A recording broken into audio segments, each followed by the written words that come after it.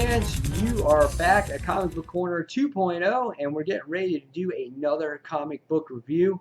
And today's comic book review is East of West, issue number 2, the follow-up issue, obviously, to number 1, and the quick hit smash from Image.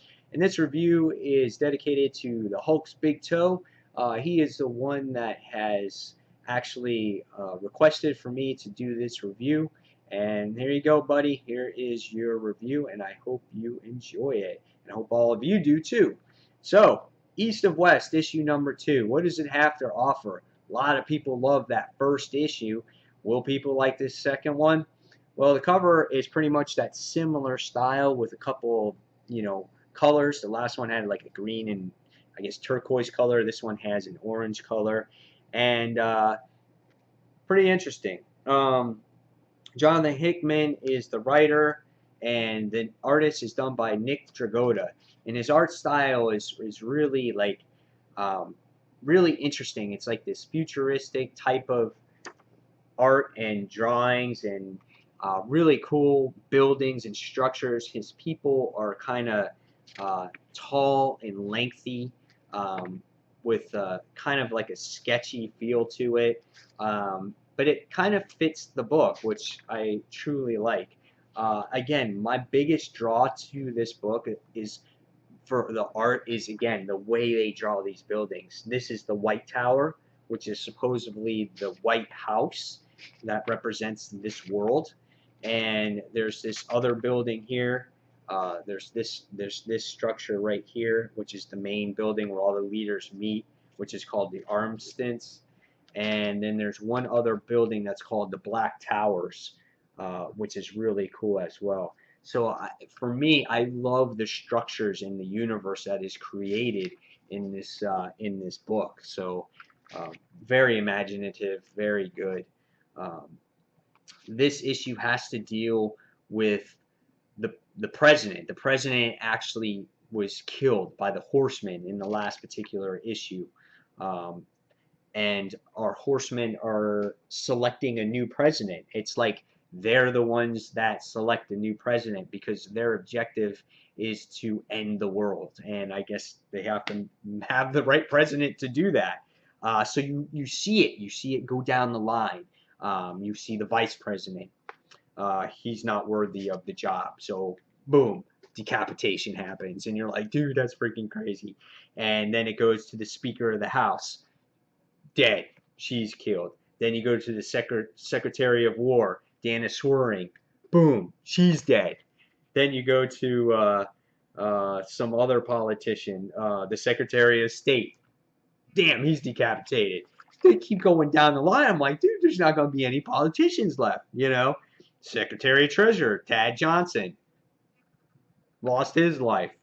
Then you finally go all the way down the road, and you finally find a person that's called Antonia LaVey. She is going to be the president, and she is the Secretary of the Interior. And you're like, what? It's so she gets sworn into office. And you're like, whoa. And there's all these people watching, and it's like, oh, and she's the president? That's crazy stuff.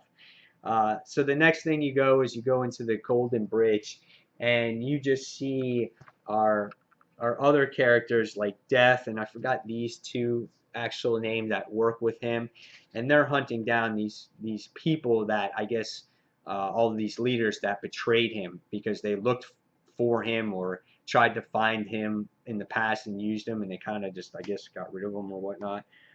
Kind of hard to understand this story for me. There's certain things that kind of go over my head a little bit, but it's Hickman. It's a really involved book. But as the story goes along, Death is going to go and try to get rid of these particular people. So the president goes to this Armstents Tower, is where all the leaders meet up.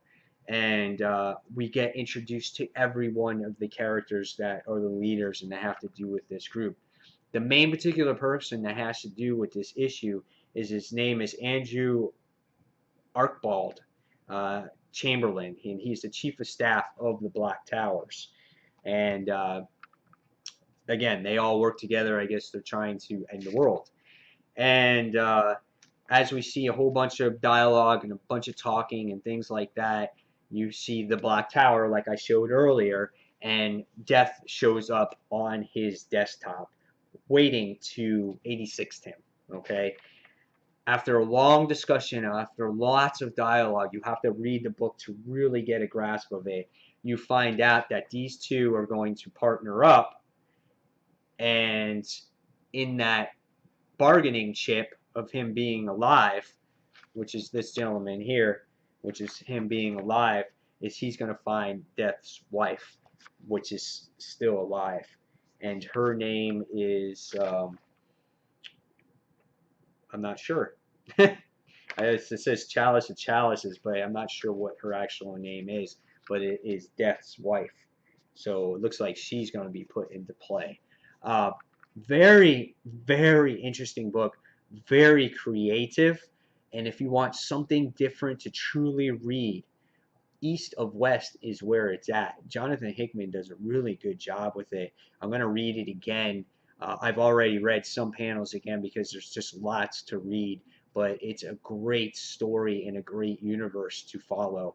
I highly recommend this book, and I'm going to give this one a 4.5 out of 5 stars. The only reason why it's not a perfect 5 is because for some people it might not be their taste, or it might be just too much for them to grasp. Okay, but otherwise, it's a flawless book.